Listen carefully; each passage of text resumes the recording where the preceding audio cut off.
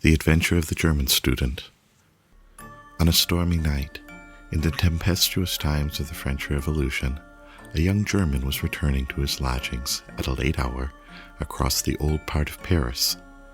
The lightning gleamed, and the loud claps of thunder rattled through the lofty, narrow streets. But I should first tell you something about this young German. Gottfried Wolfgang was a young man of good family. He had studied for some time at Göttingen, but being of a visionary and enthusiastic character, he had wandered into those wild and speculative doctrines which have so often bewildered German students.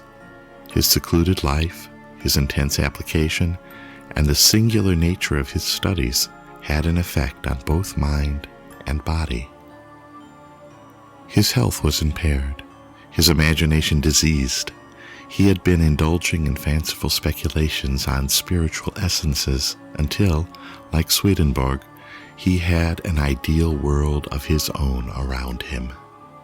He took up a notion, I do not know from what cause, that there was an evil influence hanging over him, an evil genius or spirit seeking to ensnare him and ensure his perdition.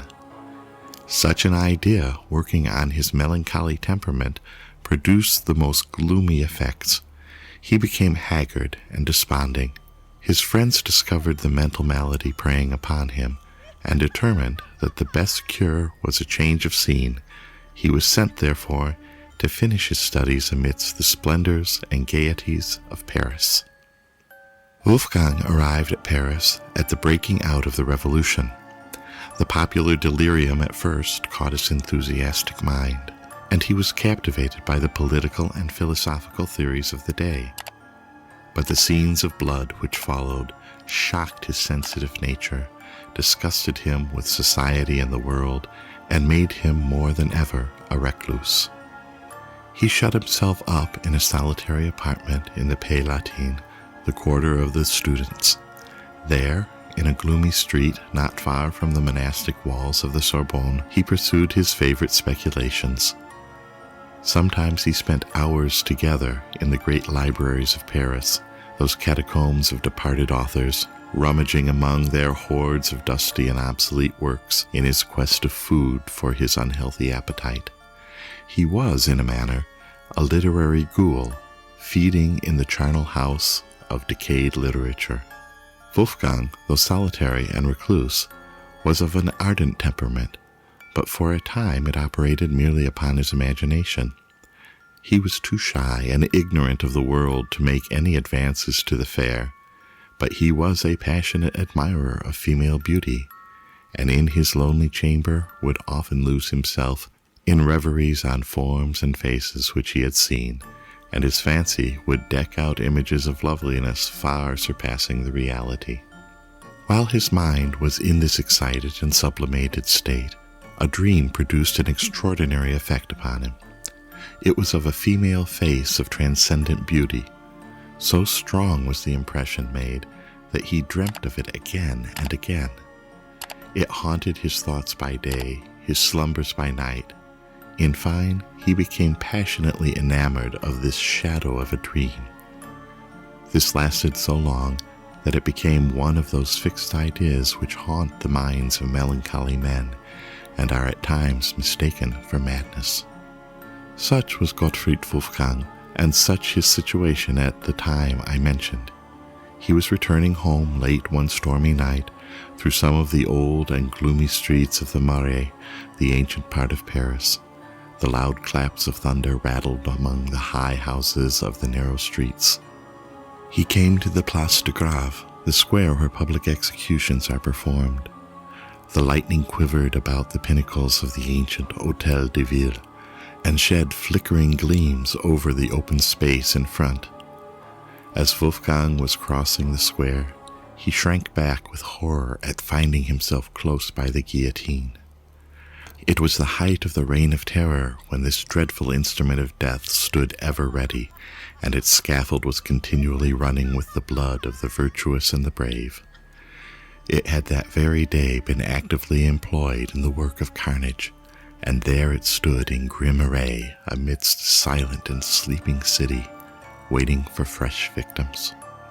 Wolfgang's heart sickened within him, and he was turning, shuddering from the horrible machine, when he beheld a shadowy form cowering, as it were, at the foot of the steps which led up to the scaffold.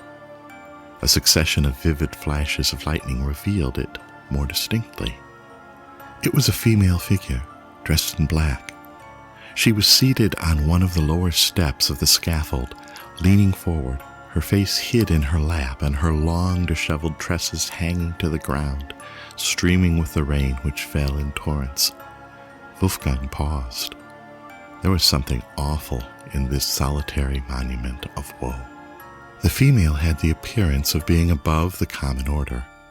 He knew the times to be full of vicissitude, and that many a fair head which had once been pillowed on down now wandered houseless.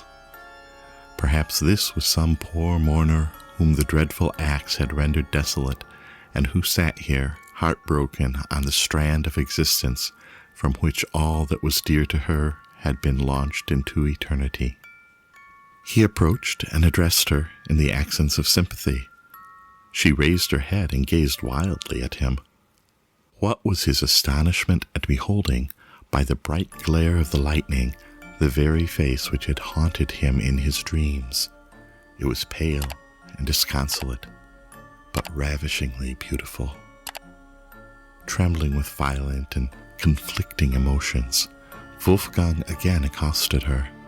He spoke something of her being exposed at such an hour of the night, and to the fury of such a storm, and offered to conduct her to her friends. She pointed to the guillotine with a gesture of dreadful signification. "I have no friends on earth," said she. "But you have a home," said Wolfgang. "Yes, in the grave." The heart of the student melted at the words. "If a stranger dare make an offer," said he, "without danger of being misunderstood, I would offer my humble dwelling as a shelter, myself as a devoted friend. I am friendless myself in Paris, and a stranger in the land. But if my life could be of service, it is at your disposal, and should be sacrificed before harm or indignity should come to you." There was an honest earnestness in the young man's manner that had its effect. His foreign accent, too, was in his favor. It showed him not to be a hackneyed inhabitant of Paris. Indeed, there is an eloquence in true enthusiasm that is not to be doubted. The homeless stranger confided herself implicitly to the protection of the student. He supported her faltering steps across the Pont Neuf and by the place where the statue of Henry IV had been overthrown by the populace.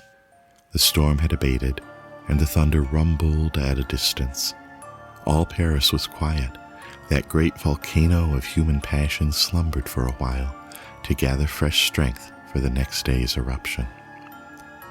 The student conducted his charge through the ancient streets of the Pays Latin and by the dusky walls of the Sorbonne to the great dingy hotel which he inhabited. The old portress who admitted them stared with surprise at the unusual sight of the melancholy Wolfgang with a female companion. On entering his apartment, the student for the first time blushed at the scantiness and indifference of his dwelling. He had but one chamber, an old-fashioned saloon, heavily carved and fantastically furnished with the remains of former magnificence, for it was one of those hotels in the quarter of the Luxembourg Palace which had once belonged to nobility. It was lumbered with books and papers and all the usual apparatus of a student, and his bed stood in a recess at one end. When lights were brought, and Wolfgang had a better opportunity of contemplating the stranger, he was more than ever intoxicated by her beauty. Her face was pale, but of a dazzling fairness, set off by a profusion of raven hair that hung clustering about it. Her eyes were large and brilliant, with a singular expression approaching almost to wildness. As far as her black dress permitted her shape to be seen, it was of perfect symmetry. Her whole appearance was highly striking, though she was dressed in the simplest style. The only thing approaching to an ornament which she wore was a broad black band round her neck, clasped by diamonds. The perplexity now commenced with the student how to dispose of the helpless being thus thrown upon his protection. He thought of abandoning his chamber to her and seeking shelter for himself elsewhere. Still, he was so fascinated by her charms, there seemed to be such a spell upon his thoughts and senses that he could not tear himself from her presence. Her manner, too, was singular and unaccountable. She spoke no more of the guillotine. Her grief had abated. The attentions of the student had first won her confidence, and then, apparently, her heart. She was evidently an enthusiast like himself, and enthusiasts soon understand each other. In the infatuation of the moment, Wolfgang avowed his passion for her. He told her the story of his mysterious dream and how she had possessed his heart before he had even seen her. She was strangely affected by his recital and acknowledged to have felt an impulse toward him equally unaccountable. It was the time for wild theory and wild actions. Old prejudices and superstitions were done away. Everything was under the sway of the goddess of reason.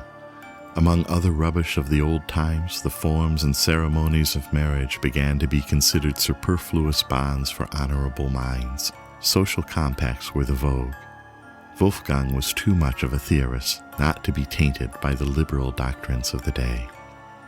"Why should we separate?" said he. "Our hearts are united. In the eye of reason and honor, we are as one. What need is there of sordid forms to bind high souls together?" The stranger listened with emotion. She had evidently received illumination at the same school. "You have no home or family," continued he. "Let me be everything to you. Or rather, let us be everything to one another. If form is necessary, form shall be observed. There is my hand. I pledge myself to you forever." "Forever?" said the stranger solemnly. "Forever," repeated Wolfgang. The stranger clasped the hand extended to her. "Then I am yours," murmured she, and sank upon his bosom. The next morning the student left his bride sleeping and sallied forth at an early hour to seek more spacious apartments suitable to the change in his situation. When he returned, he found the stranger lying with her head hanging over the bed and one arm thrown over it. He spoke to her, but received no reply. He advanced to awaken her from her uneasy posture. On taking her hand, it was cold. There was no pulsation. Her face was pallid and ghastly. In a word, she was a corpse. Horrified and frantic, he alarmed the house. A scene of confusion ensued. The police was summoned. As the officer of the police entered the room, he started back on beholding the corpse. "Great heaven!" cried he. "How did this woman come here?" "Do you know anything about her?" said Wolfgang eagerly. "Do I?" exclaimed the police officer. "She was guillotined yesterday." He stepped forward, undid the black collar round the neck of the corpse, and the head rolled on the floor. The student burst into a frenzy. The fiend has gained possession of me," shrieked he. "I am lost forever." They tried to soothe him, but in vain. He was possessed with the frightful belief that an evil spirit had reanimated the dead body to ensnare him. He went distracted and died in a madhouse.